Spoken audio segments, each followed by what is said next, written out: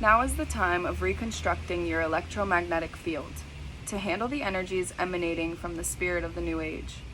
That sounds simplistic from the magnitude of this whole event will dawn on you in continuing intensity as the book progresses. The colors emanating from your different subtler bodies are your keys to your soul's progressive development on its road of self-discovery. They should and do emit their light for those whose job it is to read and help with the information they get from such auras. They are especially important today when your planet is about to go through a dramatic change and upturn in its manifestation, for they are the printout for acceptance and harmony with that aura that will be and is now the Earth's. My reading of auras is second nature, for on my level of life we share a brotherhood and universal understanding of each other by reading auras. We have no secrets or deceit, for they would show up.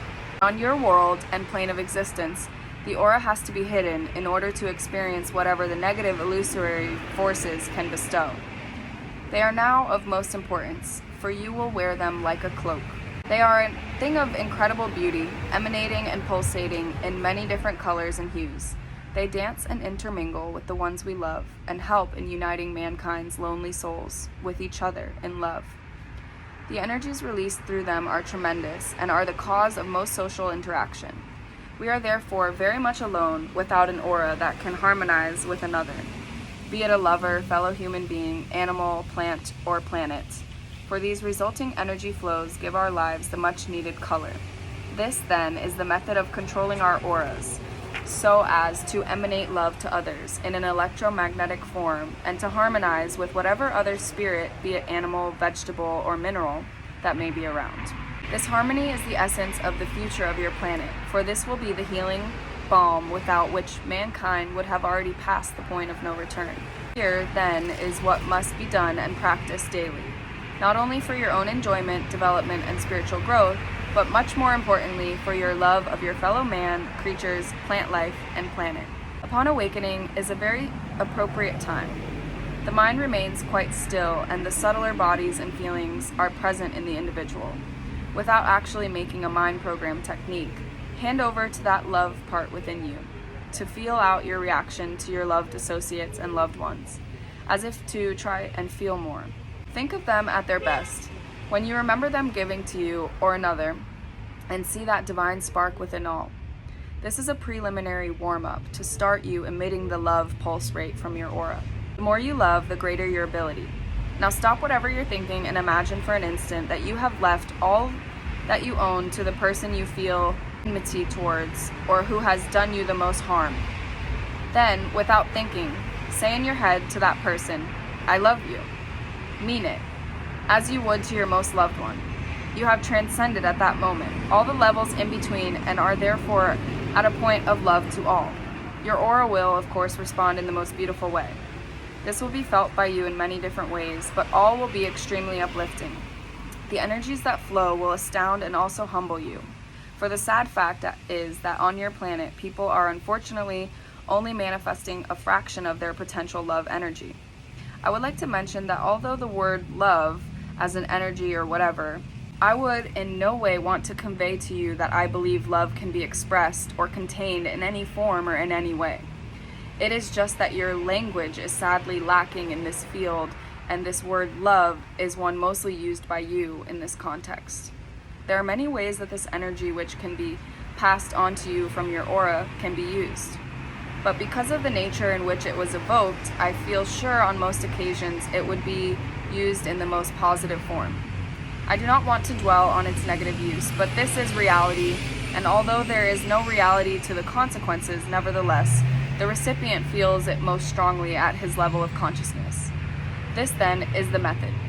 It may appear too simplistic for you in a diversified world, but it is in the oneness, the simple, that lies the truth. Again, I use words that can be misleading. I should say the truth as it manifests a part of itself to you. Then you would be a fraction of the way to understanding. I do urge you to practice this, as I say, without making it a chore or repetitious ritual. It relies on your sincerity of spirit and love. Then, after many days, your aura will begin to retain its newfound glory, emanating outward a beauty and love that will attract and assist in healing both physically and mentally. This will snowball, and the individual will quite drastically change his whole being on his level of consciousness. However, there is no progress, of course, without the conditions of karma coming into play, and there the ability to love is the key factor. This ability will be absent in a soul whose karmic wrongdoings have trapped him temporarily on his level. He could, of course, transcend this with sufficient dedication, but unfortunately, this is normally not forthcoming. But the majority of people are sufficiently free of negative karma to enable them to feel love, and whatever they feel is directly proportionate to the amount of auric stimulation and emulation. My sincere thanks to those of you who take up this task, for although the rewards are limitless, it requires a degree of will on your part to enact out the thought process. So I thank you on behalf of all those spirits who will receive your transferred energies. With the help of another being, your most gracious and loving supreme entity, the Christ Spirit, manifesting through Jesus your Savior, to the new age of Aquarius. There have been and will be many such beings, but none will have the same significance as Jesus to you. For he will shepherd you through, from your lost lives into the warmth of God, to that part of you that lives forever.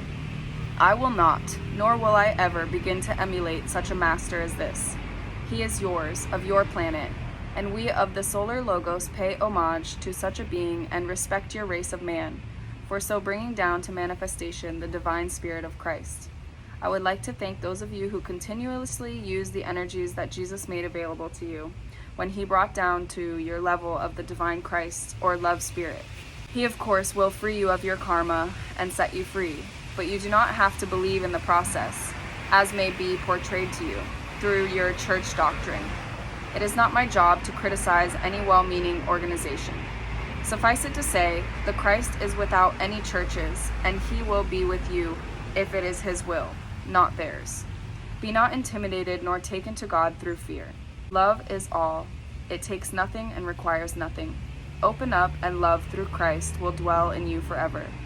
This, I know, is a difficult subject to deal with, for the people of your planet have divided into two. There is a coming together, so do not react to the feelings that you may have had towards certain negative church practices. You must face and come to terms in your way to the reality that is the Christ Spirit. My love to you all in this your quest, it is more than you realize, for it releases you from the world of illusion.